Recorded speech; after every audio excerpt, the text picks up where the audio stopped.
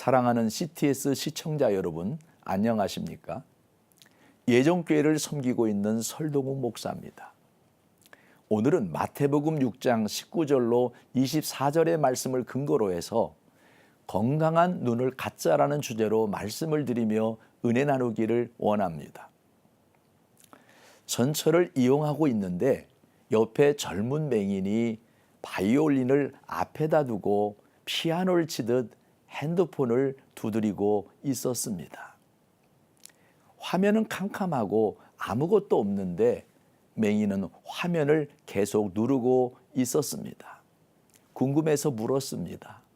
아무것도 보이지 않는데 무슨 소리라도 들리느냐고 물었더니 어차피 맹인은 볼 수 없기 때문에 소리로 문자를 확인하면 상대방에게는 문자로 간다는 것이었습니다.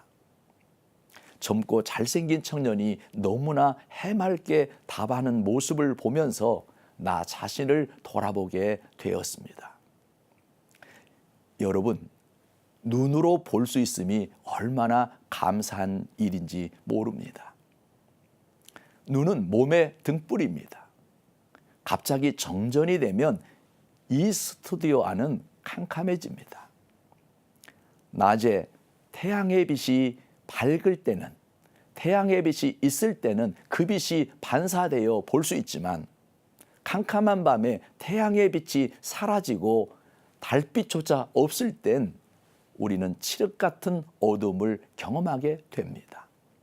그때 빛을 볼 수 있는 것이 눈입니다. 눈이 몸의 등불이기 때문입니다.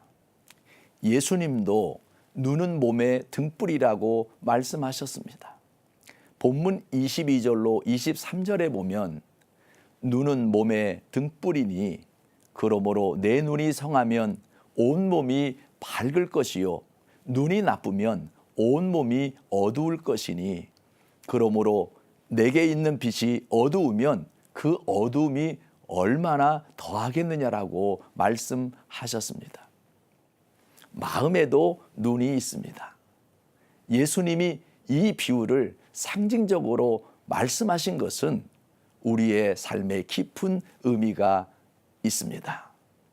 쉽게 풀이하면 내 마음속에서 스스로 빛이라고 생각하고 있는 것이 사실은 빛이 아니라 어둠이라면 내 마음의 어둠이 얼마나 심하겠느냐라는 뜻입니다. 사람이 자기 눈을 통해 빛을 정확히 받아들이지 못하면 그 몸은 평생을 어두움 속에서 살아갈 수밖에 없다는 것입니다. 사랑하는 시청자 여러분, 빛은 내 속에 있는 것이 아니라 외부의 어떤 빛의 근원으로부터 빛을 받아야만 그 마음이 밝아질 수 있습니다. 그렇기 때문에 정확하게 구분할 수 있는 건강한 눈을 가져야 합니다. 어떤 사람은 자기 마음속에 빛을 받고 있다고 생각하는데 그것이 빛이 아니라 어둠일 때 그 사람의 심령은 죄악이 되는 것입니다.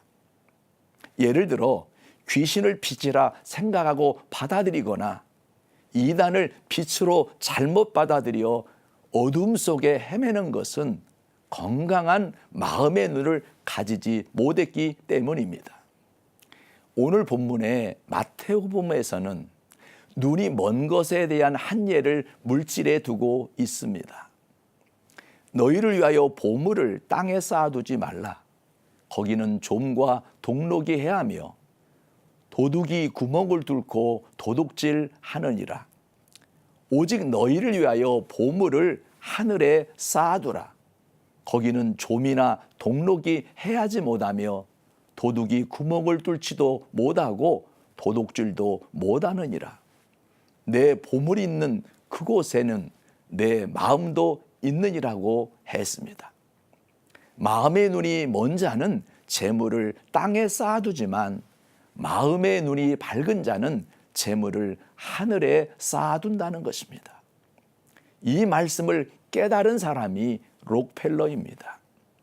그는 좋은 돈벌이가 있다는 뉴스 외에는 웃는 얼굴을 보인 적이 없었고 작은 돈이지만 손해봤다는 소리만 들으면 알아 누웠던 사람입니다. 그러던 그가 59세가 되던 그 해에 병이 들었습니다. 음식을 거부하게 되어 작은 양의 크래커와 사나 밀크밖에 먹을 수 없게 되었습니다. 어느 날 의사가 록펠러에게 말했습니다. 돈이냐 생명이냐 하나를 선택하십시오. 의사는 록펠러에게 돈과 생명 둘 중에 하나를 선택하라고 했습니다. 록펠러는 생명을 선택했고 그때부터 재산을 좋은 일에 남을 위해서 쓰며 살기 시작했습니다. 처음에는 그 부정한 돈을 받지 말라는 사회적 비난이 쏟아졌습니다. 그러나 끝없는 기부를 통해 진심이 전달되고 록펠러 자신도 마음의 평화를 얻게 되어 결국 장수할 수 있었던 것입니다. 사랑하는 시청자 여러분, 재물은 어디까지나 사람이 만든 것입니다. 재물은 사람보다 더 낮은 피조물입니다. 자기가 종처럼 사용해야 할 재물을 하나님과 주인의 자리에 놓고 우상으로 섬기며 살아가는 현대인들에게 예수님은 경종을 울린 것입니다. 건강한 눈을 갖기를 주님의 이름으로 소원합니다.